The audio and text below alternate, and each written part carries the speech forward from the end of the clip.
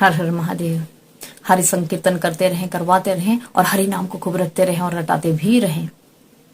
3 बातें समझते हैं कि हमारे ग्रंथ क्या कह रहे हैं, ऋषि मुनियों ने हमें क्या निर्देश दिए हैं और क्या समझाया है।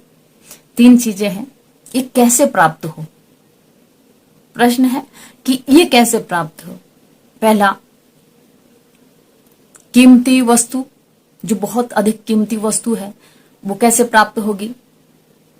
ऊंचा लक्ष्य, ऊंचा और श्रेष्ठ लक्ष्य, ये कैसे प्राप्त हो। और हमारे लिए सर्वहितकारी ऐसा रिश्ता किसी भी संबंध में होता है, लेकिन ये हमें कैसे प्राप्त हो। इन 3 चीजों को हम समझते हैं और इन 3 चीजों की सबको ललक भी होती है, सबको इच्छा होती है। तो पहला जो है, सबसे ऊंचा जो लक्ष्य है, सबसे ऊंचा और श्रेष्ठ लक्ष्य अगर हमने निर्धारित किया है तो धैर्य धारण करने का विषय है और बहुत सुलझ कर चलने का और संघर्षशील होकर चलने का सब्जेक्ट है।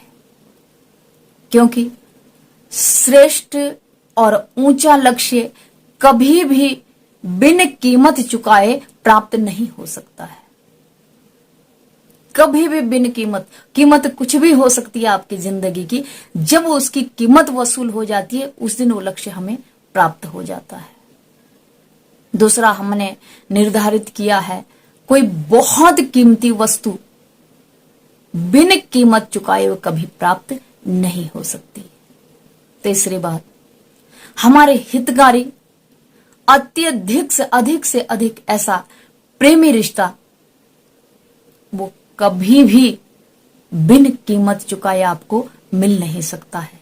तो सीधी सी बात है कि ये तीनों बातें कीमत चुकाने के बाद ही प्राप्त होती है। और इसकी कीमत भी जिस तरह का ये ऊंचा है, ये दर्जा ऊंचा है, ये रिश्ता ऊंचा है और ये वस्तु बहुत कीमती है और ये लक्ष्य भी बहुत श्रेष्ठ और ऊंचा है, तो इनकी कीमत भी ऊंची ही चुकानी पड़ती है, बहुत कीमत इसकी चुकानी पड़ती है, फिर ये प्राप्त होता है। और ये हमारे समझने का विषय है।